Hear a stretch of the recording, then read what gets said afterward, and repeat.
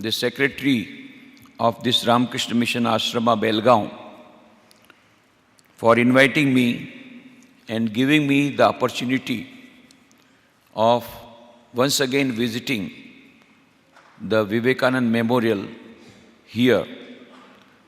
As you know, there are about 18 memorials of Swami Vivekananda throughout the world.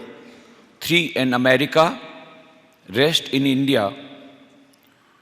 But not a single city has got 2 memorials of Swami Vivekananda except Belgaum.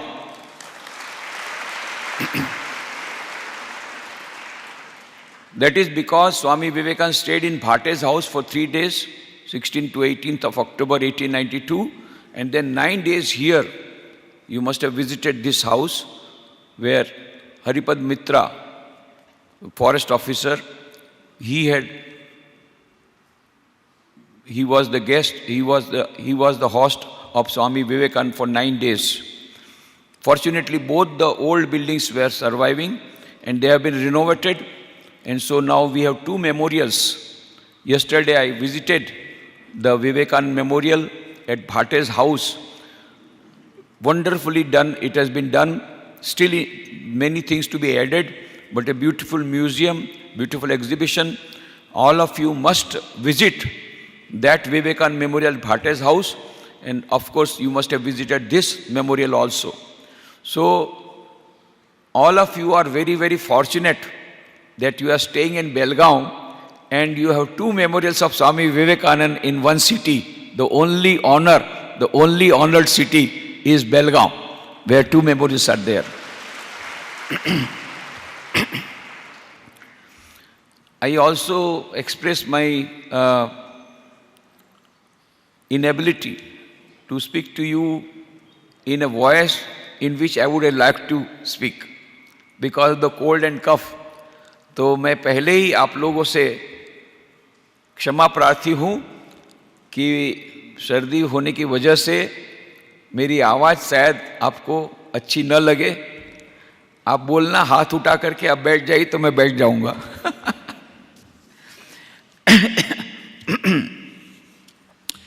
In my book, Teacher as a Torchbearer of Change, I have mathematically proved,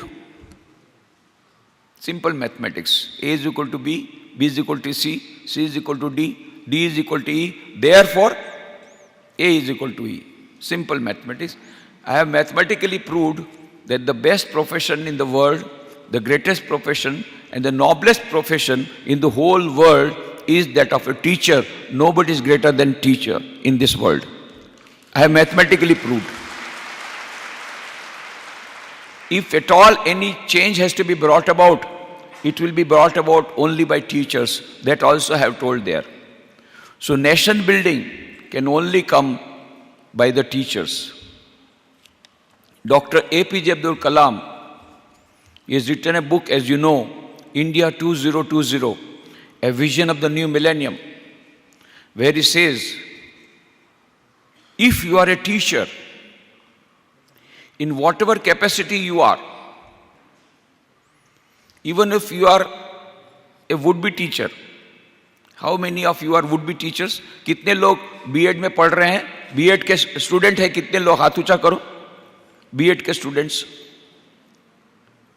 So most of them are students. Teachers तो बहुत कम है. But doctor कलाम क्या कहते हैं? If you are a teacher in whatever capacity you are, and I am adding that even if you are a future teacher, if you are a teacher in whatever capacity you are, you have a very important role to play in making India a developed country. Why? Because more than anybody else, it is you who are shaping the future generations. यदि आप शिक्षक हैं तो राष्ट्र निर्माण में आपकी सबसे बड़ी भूमिका है. क्यों? क्योंकि भविष्य की पीढ़ियों का निर्माण आप कर रहे हैं, शिक्षक कर रहे हैं. क्लास में जो विद्यार्थी बैठे हैं, वो रॉ मटेरियल है, उसको फिनिश प्रोडक्ट बनाना शिक्षक का कार्य है। अभी उसमें से आप चाहे डॉक्टर कलाम बनाइए, किरण बेदी बनाइए, स्वामी विवेकानंद बनाइए, महात्मा गांधी बनाइए, झांसी की रानी बनाइए, या फूलन देवी बनाइए, बिन लादेन बनाइए, सब आपके हाथ में है। तो भारत का ही नहीं, केवल विश्व का भविष्य आपके हाथ में है। एक टीचर ने थोड़ा सा कहा था, आपको मालूम होगा, कितने लोगों को, लाखों लोगों को मार दिया गया। ये क्यों? एक टीचर ने उसके मन में घृणा भर दी थी ज्यूस के बारे में। हिटलर के मन में उसके शिक्षक ने एक घृणा का भाव भर दिया था कि ज्यूस लोगों को खत्म करना होगा। बाद में हिटलर किस प्रकार से लाखों लोगों को इस पर गैस चैम्बर में खत्म कर देता है। कितना एक शिक्षक की कितनी बड़ी भूमिका है। चाणक्य ने कहा ना कि शिक्षक कभी साधारण नहीं होता।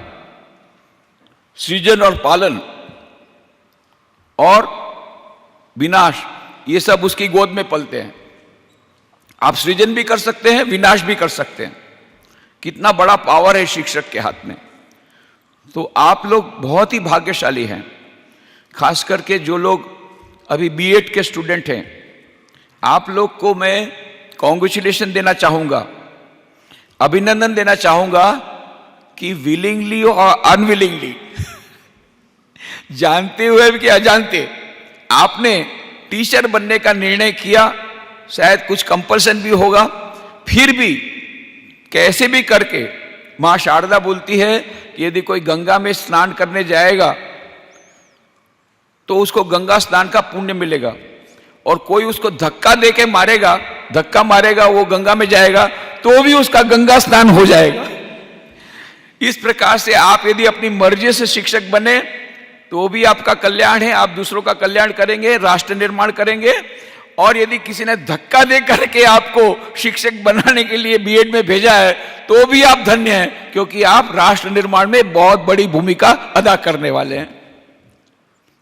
ये आपको याद रखना है ऑलवेज। इसीलिए मैं जब भी टीचर सेमिनार में जाता हूं तो शिक्षक लोग बोलते हैं, स्वामी जी देखिए हम लोग टीचर हैं ना, हम लोग को बोलने की आदत है, सुनने की आदत नहीं है। इसलिए आप शॉर्ट में बोलिएगा।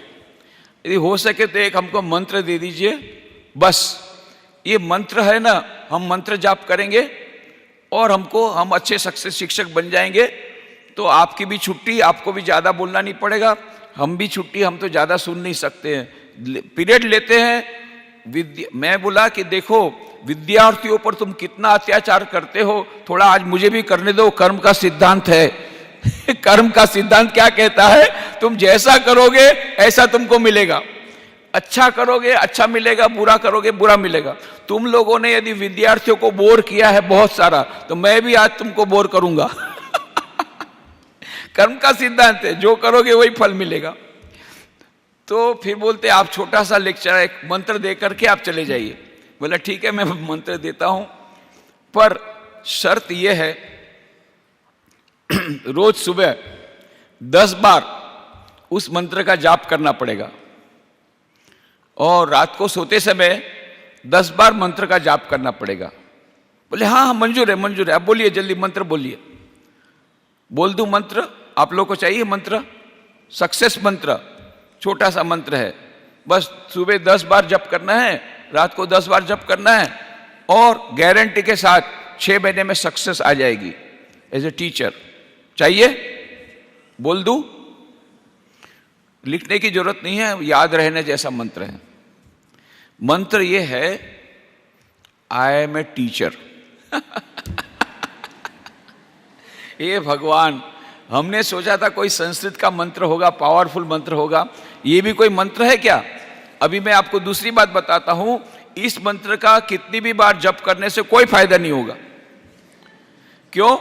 ताकत मंत्र में नहीं है, आप कैसा मंत्र रटते हैं उसके ऊपर है। I am a teacher within bracket, how miserable I am, how unfortunate I M.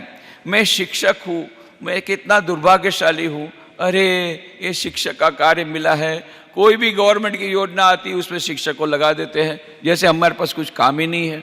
क्या शिक्षक को प्रिंसिपल उधर से अलग ये करता है और ये पेरेंट्स लोग ये करते हैं, दोनों के बीच हम सैंडविच होते हैं। मैं तो शिक्षक हूँ, मैं तो गरीब हूँ, मैं तो शिक्षक हूँ, I am how miserable I am a teacher within bracket, how miserable I am, मैं कितना दुखी हूँ।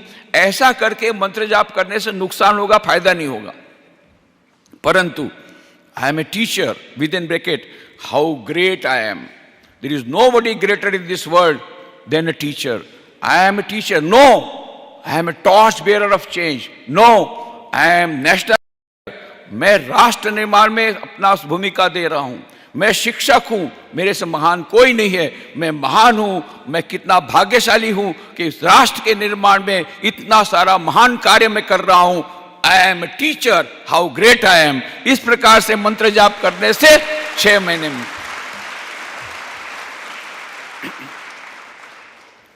तो इसीलिए डॉक्टर कलाम ने कहा था कि यदि आप शिक्षक हैं, कोई भी क्षेत्र भूमिका में हो, you have very important role to play in making India a developed country. 16 अप्रैल 2003, 16th April 2003, I was at Rashtrapati Bhavan. मैं राष्ट्रपति भवन में था। हम लोगों ने एक सीडी बनाई थी उनके लेक्चर की। 13 फरवरी 2002 को डॉक्टर कलाम आए थे, एपीजे अब्दुल कलाम, तब उस समय भारत रत्न थे, प्रेसिडेंट नहीं बने थे। आपको मालूम होगा 13 फरवरी 2002, आपको मालूम होगा 26 जनवरी 2001 को गुजरात में बहुत बड़ा भूकंप आया और जैसी रामकृष्ण मिशन की परंपरा है, तुरंत हमने राहत कार्य शुरू किया, रिलीफ वर्क शुरू किया। 20 करोड़ रुपए के खर्चे से हम लोगों ने 81 स्कूल बिल्डिंग बनाई। अभी आपने सुना उसमें से 37 स्कूल बिल्डिंग हमने पोरबंदर में बनाई और 6 कॉलोनी बनाई, उसमें से 3 कॉलोनी हमने पोरबंदर में बनाई। इसमें से एक स्कूल का उद्घाटन पोरबंदर में करने के लिए डॉक्टर कलाम को बुलाया था। वे आए 13 फरवरी 2002 को और उन्होंने वो स्कूल का उद्घाटन किया। 3000 विद्यार्थी थे, उनको बहुत अच्छा संबोधन किया। उसके बाद में 4 महीने में वो प्रेसिडेंट हो गए।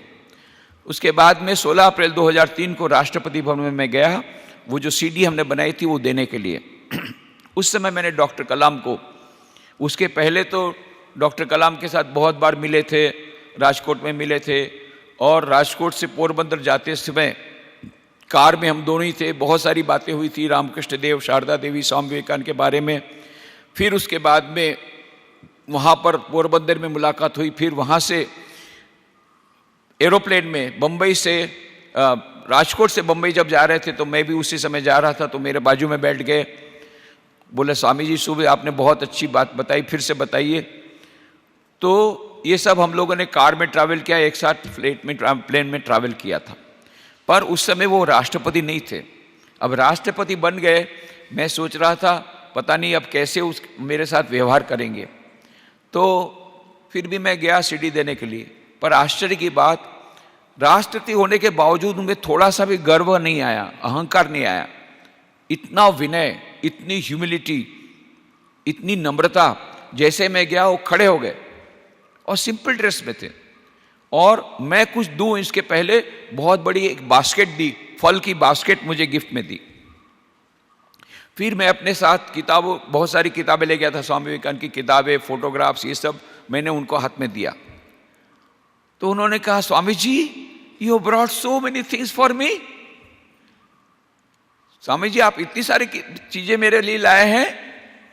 तो मैंने मजाक करते कहा what can I bring for you, like a fakir I have come to meet an emperor, what can I bring for you? Like Sudama I have come from Sudamapuri, that is Porbandar, what can I bring for you? क्योंकि मैं तो फकीर हूं, सन्यासी हूं और वो है प्रेसिडेंट ऑफ इंडिया।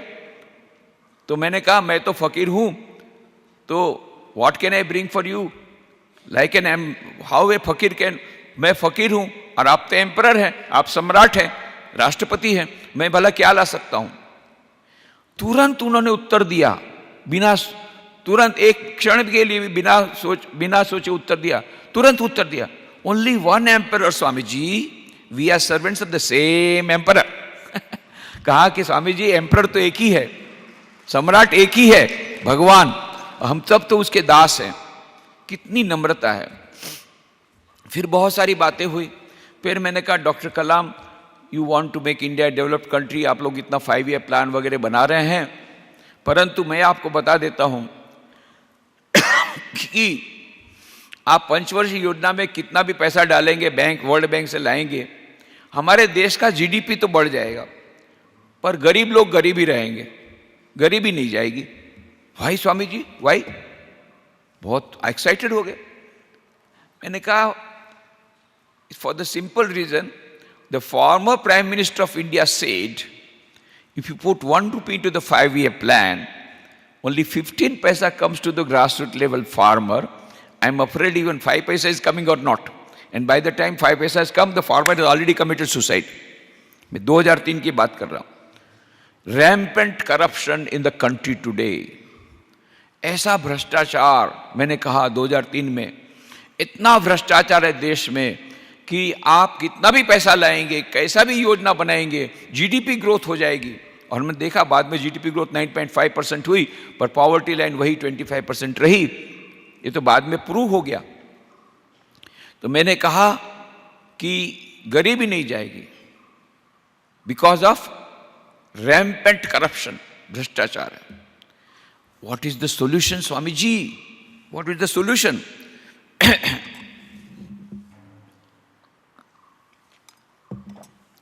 मैंने कहा ओनली वन सॉल्यूशन, समाधान एक ही है। क्या? स्वामी विवेकानंद जी ने कहा था education education education alone is the Panacea of all our evils. शिक्षा शिक्षा शिक्षा, हमारे जितनी समस्याएं हैं उसका एकमात्र समाधान है शिक्षा, एकमात्र समाधान शिक्षा। पर किस प्रकार की शिक्षा? जिस प्रकार की शिक्षा अधिकांश कॉलेजों में, स्कूलों में दी जा रही, ऐसी नहीं शिक्षा। तो कौन सी शिक्षा? स्वामी जी ने कहा था what we want is man making education, character building education. हमें मनुष्य निर्माणकारी शिक्षा चाहिए, चरित्र निर्माण वाली शिक्षा चाहिए।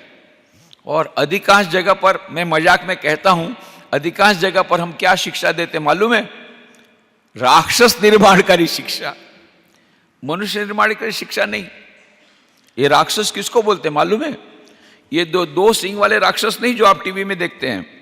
ये मॉडर्न राक्षस तो सफारी सूट में आते हैं, मॉडर्न राक्षसी जीन्स में आती है। ये मॉडर्न राक्षस राक्षसी ये है कौन?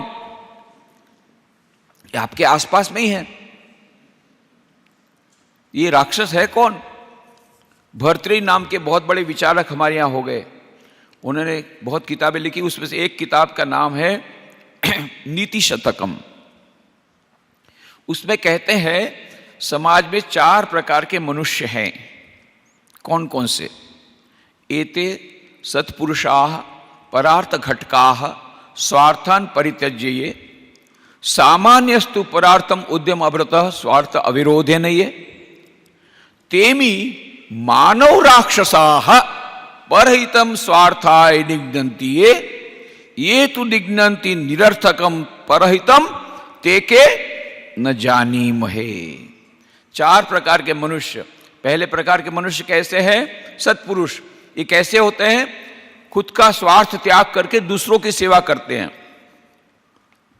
दूसरा, सामान्य मनुष्य, पहले खुद का स्वार्थ देखते हैं, फिर दूसरों की सेवा करते हैं, फिर दूसरों का उपकार करते हैं।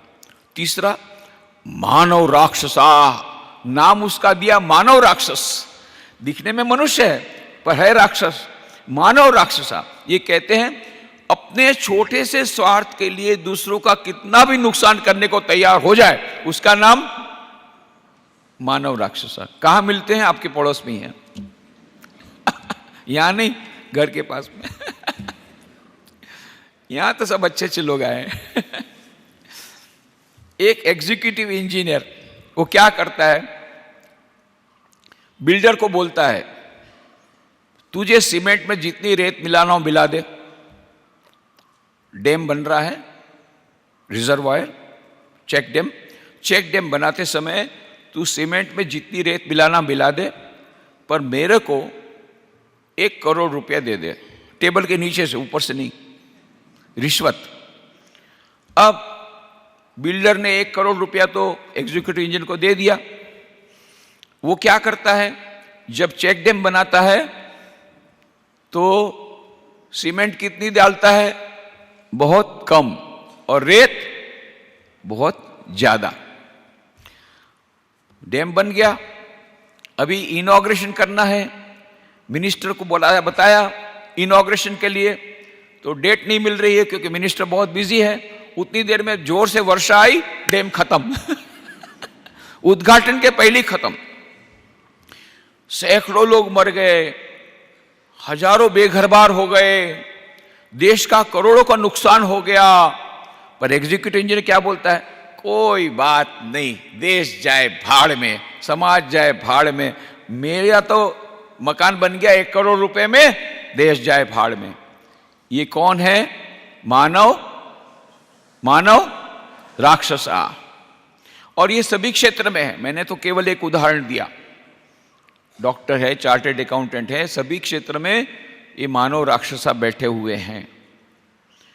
इसलिए भर्तृहरि जी कहते हैं ये 4 प्रकार के मनुष्य में, पहला सत्पुरुष, दूसरा सामान्य मनुष्य, ऑर्डिनरी ह्यूमन बीइंग, तीसरा मानव राक्षसा, उन्होंने कहा चौथा भी है, पर ते के न जानी महे, उसका नाम मैं नहीं दे सकता, काम बता देता हूं। तीसरे प्रकार के ऐसे होते हैं कि छोटे से अपने स्वार्थ के लिए दूसरों का कितना भी नुकसान करने को तैयार हो जाए। ये चौथे प्रकार के ऐसे होते हैं, खुद का कोई स्वार्थ नहीं होता है, उसको कोई फायदा नहीं होता है, दूसरों के नुकसान में ही जिनको आनंद आता है ये चौथे प्रकार के, ते के न जानी मैं। किसी के घर में आग लगे, मजा आ गया, अरे तुमको कुछ फायदा हुआ, अरे उसके घर में आग लगी, हमको बहुत मजा आ गया। अच्छा, कोई विद्यार्थी फेल हो गया, अरे बहुत मजा आया, बहुत। अरे तुमको 1 नंबर मिला नहीं, पर वो फेल हो गया, मुझे बहुत आनंद आया। ये कैसे है, चौथे प्रकार के, खुद का कोई फायदा नहीं होता है, दूसरों के नुकसान में ही आनंद आता है।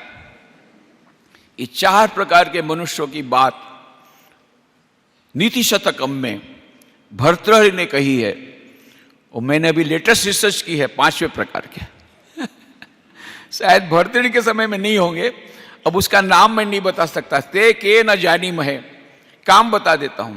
चौथे प्रकार के ऐसे होते हैं, खुद का कोई फायदा नहीं होता, दूसरों के नुकसान में जिनको बहुत आनंद आता है। 5वें प्रकार के, दूसरों के नुकसान में इतना आनंद आता है कि खुद का नुकसान करके दूसरों का नुकसान करते हैं। तो क्या किया, एरोप्लेन में बैठ गए, बैठ करके वर्ल्ड ट्रेड सेंटर के टावर को टकराया, मैं मर गया कोई बात नहीं, 5000 को मार डाला, क्या मजा आ गया, है कि नहीं? टेररिस्ट लोग है कि नहीं? 5वें प्रकार का है कि नहीं?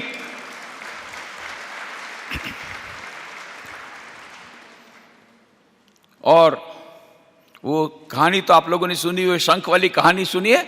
शंख वाली कहानी नहीं सुनी? टाइम तो बहुत कम है, ठीक से मैं जल्दी से बता देता हूं। एक आदमी था, वो हमारी शिक्षा पद्धति में जो जैसा होता है, ग्रेजुएट था, अनएम्प्लॉयड ग्रेजुएट, नौकरी मिलती नहीं थी। उसकी पत्नी रोज उसको बहुत कटाक्ष वचन बोलती थी, क्या कुछ करते नहीं हो, क्या कुछ करते नहीं हो, क्या कुछ करते नहीं हो। रोज ऐसा सुन सुन के वो इतना परेशान हो गया, एक दिन घर से भाग गया। रोज कौन सुने, कुछ करते नहीं हो, कुछ करते नहीं हो, कुछ करते नहीं हो, भाग गया। घर के भाग करके आया जंगल में, जंगल में एक साधु बाबा की सेवा की। साधु बाबा बहुत प्रसन्न हो गए, बोल बेटा तुझे ज्ञान का रास्ता बताऊं ना भक्ति का रास्ता? हमको ज्ञान भक्ति कुछ नहीं चाहिए, कुछ जंतर मंतर कर दो, कुछ चमत्कार कर दो। आजकल अधिकांश लोग जो धर्म में आते हैं ना, उनको धर्म से कोई मतलब नहीं है, वो भगवान से, उनको भगवान नहीं चाहिए, उनको भगवान से चाहिए। और अधिकांश लोग जो बाबा जी लोग के पास भी आते हैं तो वो भी यही चाहते हैं, कोई चमत्कार कर दो, जंतर मंतर कर दो। ये बाबा जी ने बहुत समझाया, अरे वो सब चक्कर में मत पड़, भक्ति का रास्ता ले ले, ज्ञान का रास्ता ले ले, ईश्वर की प्राप्ति होगी। मुझे ईश्वर नहीं चाहिए, मुझे नौकरी चाहिए।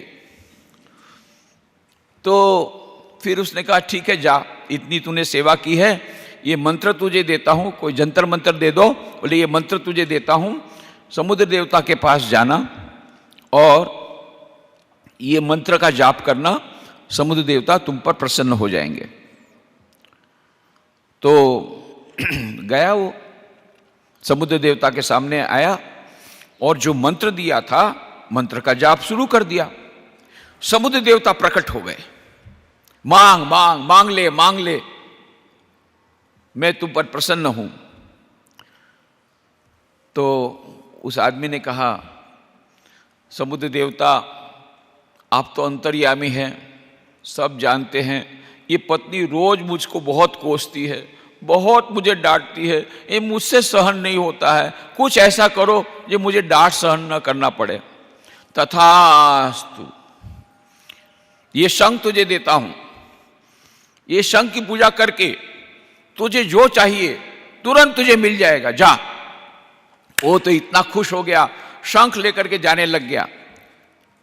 फिर समुद्र देवता ने कहा पर आगे सुन, तू जितना जो भी मांगेगा तुरंत तुझे मिलेगा, पर तेरे पड़ोसी को बिना मांगे दुगना मिलेगा। जैसा ही वो सुना, बेहोश होके गिर गया, क्योंकि वो पड़ोसी से रोज झगड़ा होता था। अब क्या करेगा, शंख को लेकर घर में आया। पत्नी बोली कहाँ गए थे? अरे मैं तो पुलिस में जा रही थी एफआईआर करने के लिए। ये क्या है?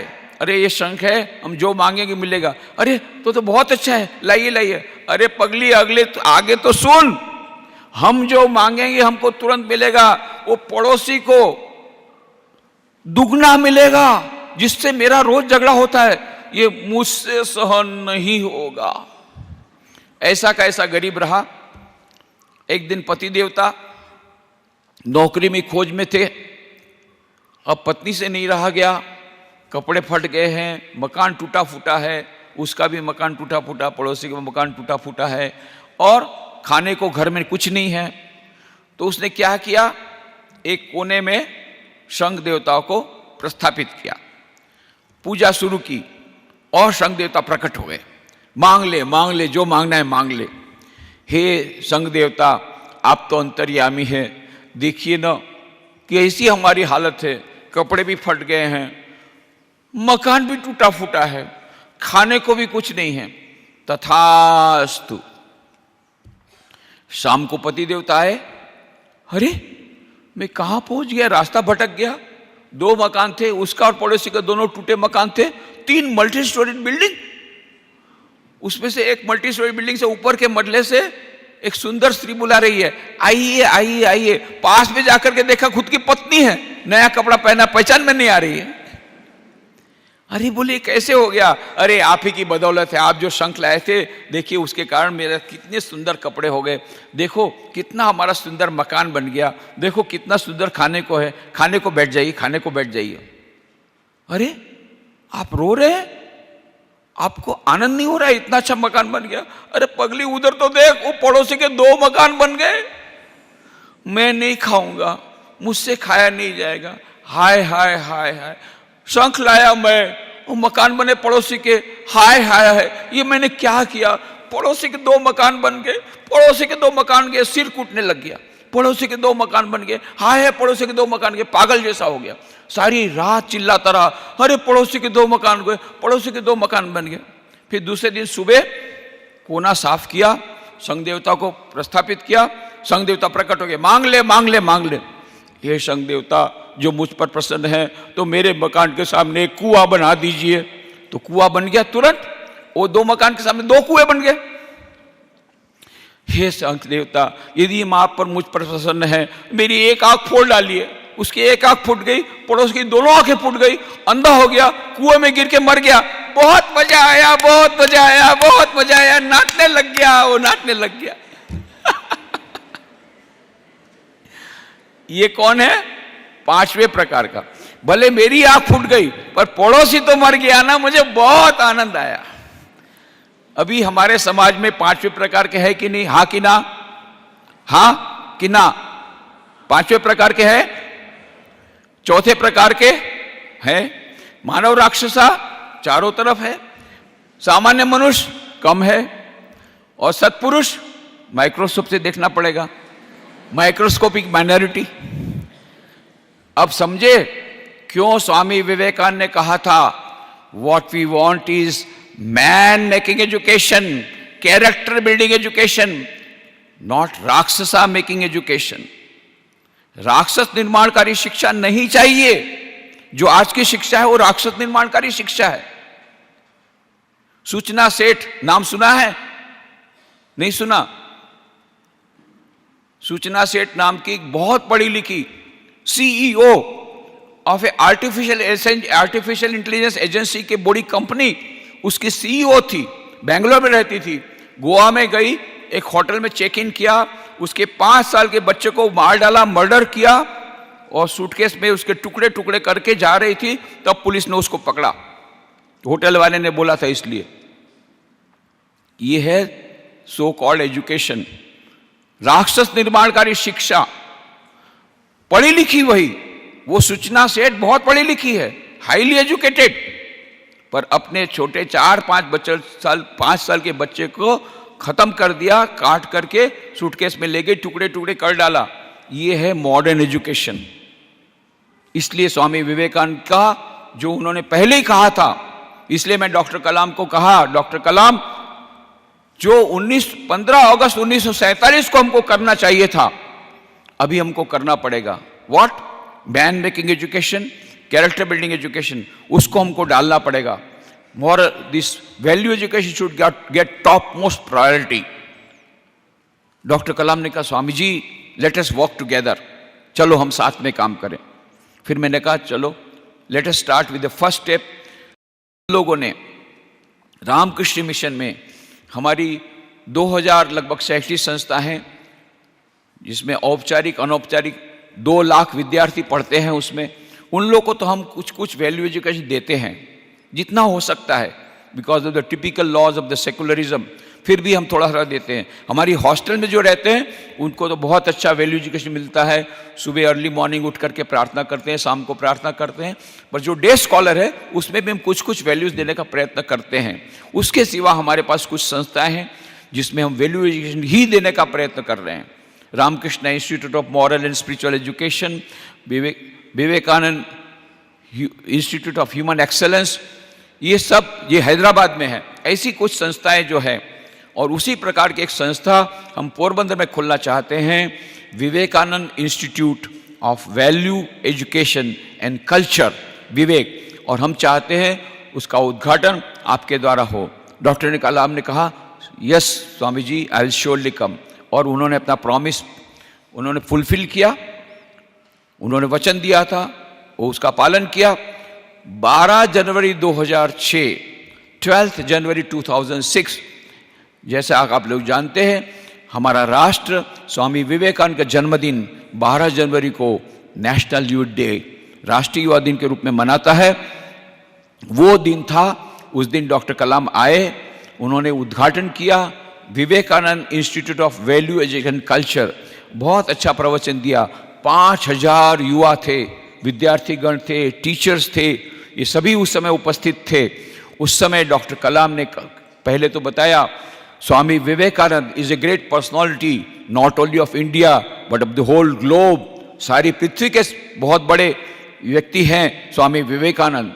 और फिर किस प्रकार से स्वामी विवेकानंद ने जमशेदजी ताता को इंस्पायर किया था इंडियन इंस्टीट्यूट ऑफ साइंस खोलने के लिए, जब दोनों ट्रैवल कर रहे थे एक ही जहाज में, जापान से शिकागो तक, जापान से वैंकूवर तक।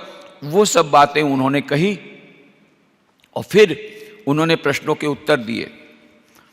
एक विद्यार्थी खड़ा हो गया, सर ऑपरेशन दुर्योधन, ऑपरेशन चक्रव्यूह and other operations have revealed the tip of the iceberg that is rampant corruption in the country today.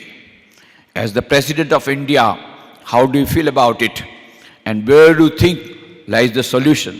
Sir, हमारे देश में ऑपरेशन चक्रव्यूह और ये सभी ऑपरेशन जो हुए, इनके कारण पता पड़ गया कितना भ्रष्टाचार है हमारे देश में। तो राष्ट्रपति होने के नाते आपको कैसा लगता है और इसका क्या समाधान हो सकता है? डॉक्टर कलाम खड़े हो गए। You see the parliament has already taken some action on those MPs. वो सांसदों ने जो किया था उसके ऊपर कुछ तो एक्शन लिया है पार्लियामेंट ने।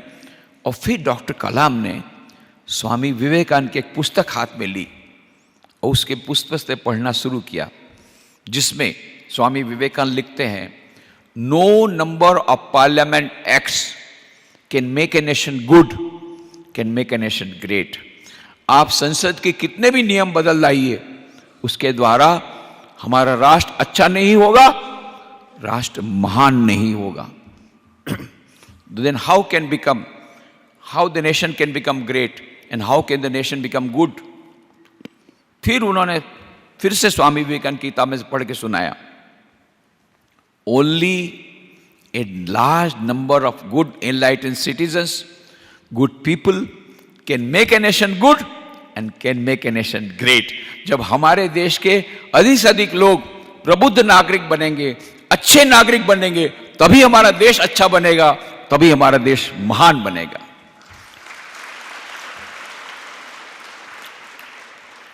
और फिर उन्होंने कहा, and the government can not produce good people and the government will not produce good people. ये भी बोल दिया। सरकार अच्छा मनुष्य बनाएगी नहीं, बना भी नहीं सकती और बनाएगी भी नहीं। Then who can do it? कौन बना सकता है? डॉक्टर कलाम ने कहा, only 3 persons can do it. Who are the 3? Father, mother and the teacher, nobody else.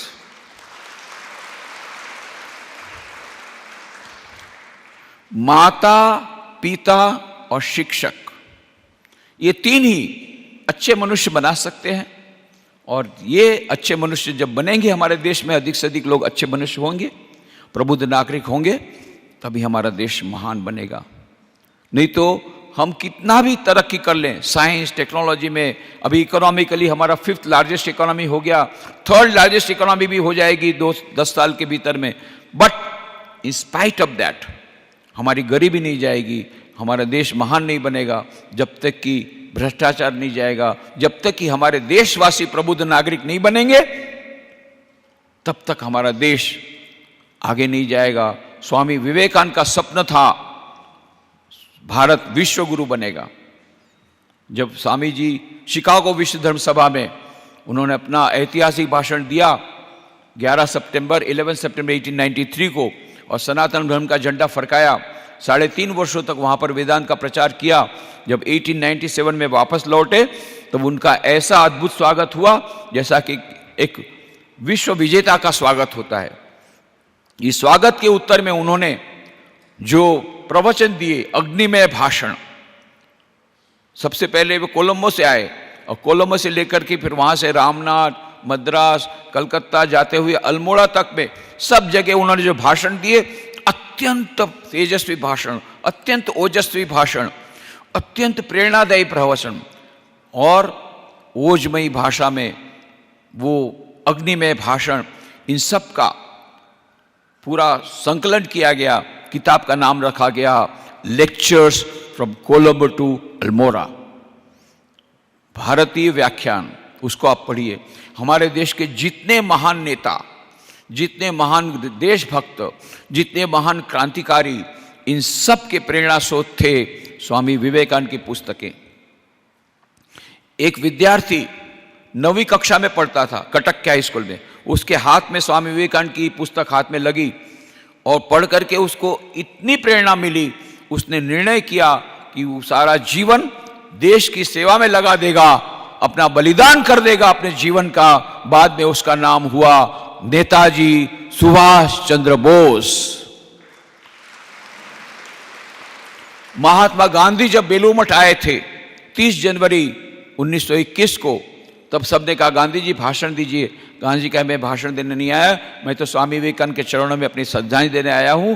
पर जितने युवक लोग हैं उनको मैं बोलूंगा, जब इस महास्थल पर आए हो तो खाली हाथ वापस मत लौटना, यहाँ की प्रेरणा कुछ लेकर के जाना। और फिर गांधी जी ने कहा स्वामी विवेकानंद की पुस्तकों को पढ़ना। मैंने स्वयं स्वामी विवेकानंद की पुस्तकों को पढ़ा है और स्वामी विवेकानंद की पुस्तकों को पढ़ने के बाद मेरे में जो देशभक्ति थी वो 1000 गुना बढ़ गई। गांधी जी कहते हैं, डॉक्टर राधाकृष्णन कहते हैं, हम जब अपने मित्रों से पत्र लिखते थे तो उसमें स्वामी विवेकानंद के पत्र को डाल देते थे। क्यों? स्वामी विवेकानंद की किताब थी पत्रावली, बंगला में थी, उसके ऊपर इंटेलिजेंस डिपार्टमेंट ने, अभी लेटेस्ट रिसर्च ये बोल रही है, इंटेलिजेंस डिपार्टमेंट ने ब्रिटिश गवर्नमेंट को कहा था, हम जब जाते हैं क्रांतिकारियों के यहाँ तो कभी हमको बॉम्ब मिलते हैं, कभी नहीं मिलते हैं, पर 2 बॉम्ब जरूर मिलते हैं। कौन कौन से 2 बॉम्ब? एक भगवत गीता की पुस्तक और एक स्वामी विवेकानंद की पुस्तक। अतः स्वामी विवेकानंद की पुस्तक पर प्रतिबंध लगाना चाहिए, नहीं तो ये क्रांतिकारियों को हम थमा नहीं सकेंगे। उसको प्रोस्क्राइब करने के लिए पूरी मूवमेंट चली थी इंटेलिजेंस डिपार्टमेंट द्वारा। इसलिए डॉक्टर राधाकृष्णन कहते हैं, हम लोग डरते थे स्वामी विवेकानंद की पुस्तकों को। अभी तो आपको कोई चिंता की बात नहीं है, बुक स्टॉल में जाइए, कोई पुलिस आपको पकड़ेगी नहीं, कोई पुलिस पकड़ने वाले नहीं। आप यदि स्वामी विवेकानंद की किताब खरीदते हैं, बल्कि आपका कोई पुलिस आपको पकड़े। उस समय ब्रिटिश गवर्नमेंट के समय में ऐसा था कि यदि स्वामी विवेकानंद की पुस्तक आपके हाथ में आई तो आपके ऊपर उनकी नजर रहती थी इंटेलिजेंस डिपार्टमेंट की, ये भी क्रांतिकारी होगा शायद, क्योंकि स्वामी विवेकानंद की किताब पढ़ रहा है। अभी आपको चिंता की बात नहीं है। तो डॉक्टर राधाकृष्ण कहते हैं, हम अपने मित्रों को पत्र लिखते थे, उसमें स्वामी विवेकानंद की किताबों को, इनके पत्रों को हम उद्धृत कर देते थे। रविन्द्रनाथ टैगोर ने फ्रेंच मनीषी रोमारोला को कहा था, if you want to know India study Vivekananda, in everything is positive nothing negative. ये सेंटेंस आपको मिलेगा, बुक स्टॉल में लिखा हुआ है। यदि आप भारत को जानना चाहते हैं अच्छी तरह से, स्वामी विवेकानंद की किताबों पढ़िए, उसमें सब कुछ सकारात्मक है, नकारात्मक कुछ नहीं है। और फिर जब रोमारोला ने किताब पढ़ी, वो इतने प्रभावित हुए किताब से कि उन्होंने नेता इतने प्रभावित हुए स्वामी विवेकानंद की किताब पढ़ के रोमारोला, उन्होंने बाद में स्वामी विवेकानंद पर जीवन लिखा और उन्होंने स्वामी विवेकानंद के किताबों के बारे में लिखा।